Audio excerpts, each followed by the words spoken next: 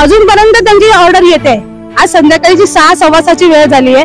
तीच वेळ जर आम्हाला दिली असती तर आम्ही पण ती झेंड्यांची ऑर्डर पूर्ण करून दिली असती जर आम्हाला वेळ दिला असता। कारण का आता ह्या वस्त्या आमच्याकडे बचत गट आहेत, बचत गटवाल्यांनी थोडे थोडे कोणाकडून तरी पैसे उसने वगैरे मागून, कोणी 10%, कोणी 5% असे करून ते पैसे, कोणी आम्हाला चेक वगैरे दिलेला नाही। एलेप मध्ये प्रत्येक एलेपला म्हणजे प्रत्येक एलेपला तिथे संधी दिलेली, म्हणजे 100 महिलांचा जो एलेप असतो त्या 100 महिलांच्या सगळ्यांना संधी दिली होती तिथे।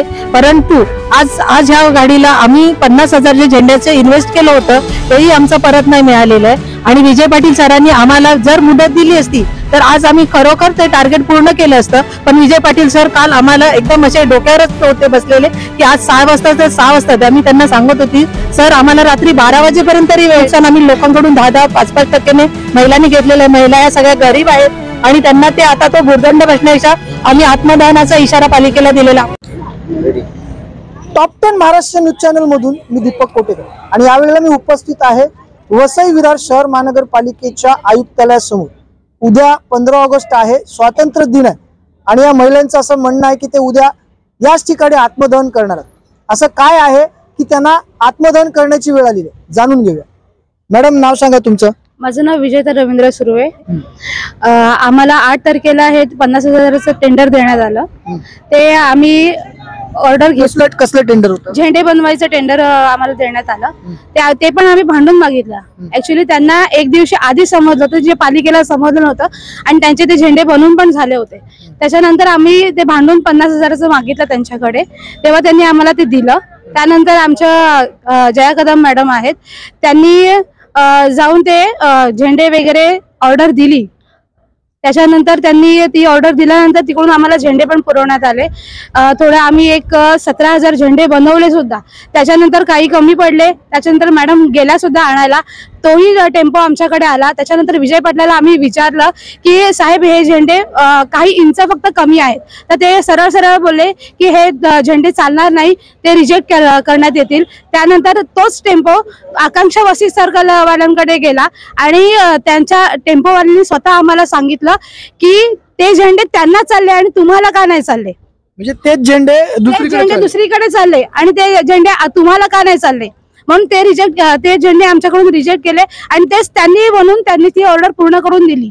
आणि आम्ही त्यांच्याकडे तरीही वेळ मागितला की साहेब की आम्ही उद्याचा आम्हाला दुपारपर्यंतचा तरी वेळ द्या। त्यांनी साफ नकार दिला आणि त्यांनी सांगितलं की आम्ही तुम्हाला देऊ शकत नाही। म्हणून आम्ही मग सांगितलं ठीक आहे साहेब, तुम्ही देऊ नाही शकत, मग आम्ही पूर्ण पण नाही करू शकणार ना, तुमची दिलेली ती ऑर्डर आहे। तर मग त्यांनी अजूनपर्यंत, आम्ही अजून इथेच आहोत पालिकेत, अजूनपर्यंत त्यांची ऑर्डर येते। आज संध्याकाळची 6:15ची वेळ झाली आहे। तीच वेळ जर आम्हाला दिली असती तर आम्ही पण ती झेंड्यांची ऑर्डर पूर्ण करून दिली असती जर आम्हाला वेळ दिला असता। कारण का आता ह्या वस्त्या आमच्याकडे बचत गट आहेत, बचत गटवाल्यांनी थोडे थोडे कोणाकडून तरी पैसे उसने वगैरे मागून, कोणी 10%, कोणी 5% असे करून ते पैसे, कोणी आम्हाला चेक वगैरे दिलेला नाही। आज कोणत्याही महिलाकडे एवढी बचत नसते। आम्ही बचत काढतो म्हणजे 200-200 रुपये बचत काढतो आम्ही। ती बचत किती असणार असून सुद्धा ते 50, 60, 80 हजार तर आमच्याकडे नसणार।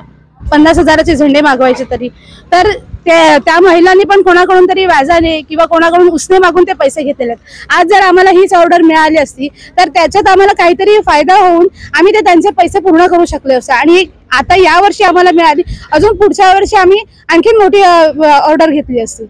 एकंदरीत आपण जर पाहिलं तर झेंडे अजूनपर्यंत या ठिकाणी आलेले नाहीयेत, मग ती संधी यांना देता आली असती। मॅडम तुमचं नाव सांगा। जया महेश कदम, मी सीएलएफ अध्यक्ष, भरारी सीएलएफ अध्यक्ष। एकंदरीत आमच्याकडे 2 सीएलएफ आहेत, एक आकांक्षा सीएलएफ आणि भरारी सीएलएफ। गेली 3 वर्ष फक्त आकांक्षा सीएलएफचा विचार केला जातो, तर आज आमच्या सगळ्या महिलांनी आवाज उठवला होता की आपणही ते टेंडर घेण्यात यावं। परंतु माझी भरारी सीएलएफची सचिव जी आहे ती बाहेर असल्या कारणाने आम्ही ते सर्वानुमते ठरवलं की भले कुणालाही मिळू दे एका एलेपला, तर आम्ही 2 एलेपच्या नावावर ते घेतलं आणि 2 एलेप मध्ये प्रत्येक एलेपला तिथे संधी दिलेली आहे। म्हणजे 100 महिलांचा जो एलेप असतो त्या 100 महिलांच्या सगळ्यांना संधी दिली होती तिथे, परंतु आज ह्या गाडीला आम्ही 50,000 जे झेंड्याचे इन्व्हेस्ट केलं होतं तेही आमचं परत नाही मिळालेलं आहे। आणि विजय पाटील सरांनी आम्हाला जर मुदत दिली असती तर आज आम्ही खरोखर ते टार्गेट पूर्ण केलं असतं, पण विजय पाटील सर काल आम्हाला एकदम असे डोक्यावरच होते बसलेले की आज 6 वाजता तर 6 वाजता द्या। मी त्यांना सांगत होती सर आम्हाला रात्री 12 वाजेपर्यंत तरी वेळ द्या, तर ते बोलले नाही ते तेवढा वेळ देणार नाही, मी 12 नंतर प्रभाग समितीतून मला वाटायचंय, प्रभाग समितीतून कोण घ्यायला येणार। म्हणजे ते आम्हाला एवढा प्रेशराइज करत होते, म्हणजे त्यांना आम्हाला ते कॅन्सल करायचं होतं जेणेकरून ते त्यांना आकांक्षाला देता येईल। कारण मग विजय पाटील आकांक्षांना एवढा सपोर्ट का करतो, कारण जर काल 12 वाजता जर 12च्या अगोदर जर झेंडे वाटप करायचं होतं तर आज 13 तारखेला 6 वाजले तरी अजून झेंडे आकांक्षा CLF देते, म्हणजे हा आमच्या इतर महिलांवर होणारा अन्याय आणि या अन्यायाच्या विरोधात आम्ही आवाज उठवण्यासाठी 15 तारखेला सर्व महिलांनी मिळून, कारण आमचं तर लाखो रुपयाचं नुकसान झालेलं आहे, लाखो रुपयाचं नुकसान आम्ही लोकांकडून 10-10, 5-5% महिलांनी घेतलेलं आहे। महिला ह्या सगळ्या गरीब आहेत आणि त्यांना ते आता तो भुर्दंड बसण्यापेक्षा आम्ही आत्मदहनाचा इशारा पालिकेला दिलेला, आम्हाला जर न्याय मिळाला नाही तर, कारण आम्हाला 50,000 जे झेंडे आहेत त्याचं पूर्णच्या पूर्ण टेंडर कसंही आयुक्त साहेबांनी आणि विजय पाटील सरांनी ते पूर्ण करून द्यावं, नाहीतर विजय पाटील सरांना बडतर्फ करावं ही आमची मागणी आहे। आपण एकंदरीत जर पाहिलं तर उद्या 15 ऑगस्ट आहे, स्वातंत्र्य दिन आहे आणि महानगरपालिकेत खूप मोठा उत्सव होणार आहे। आपण जर पाहिलं तर या ठिकाणी उद्या जनता दरबार भरणार आहे। असं असताना याच ठिकाणी जर या महिलांनी वसई विरार शहर महानगरपालिकेला आत्मदहनाचा इशारा दिला, त्याचा मागचा नेमका काय कारण? आता हे पाहण्यासारखं ठरेल की याच्यामध्ये वसई विरार शहर महानगरपालिकेचे जे आयुक्त आहेत अनिल कुमार पवार ते काय भूमिका घेणार। आपल्याला या सर्व विषयी काय वाटतं कमेंटच्या माध्यमातून आपली प्रतिक्रिया आम्हाला नक्कीच कळवा। Top 10 Maharashtra news, Vasai Virar.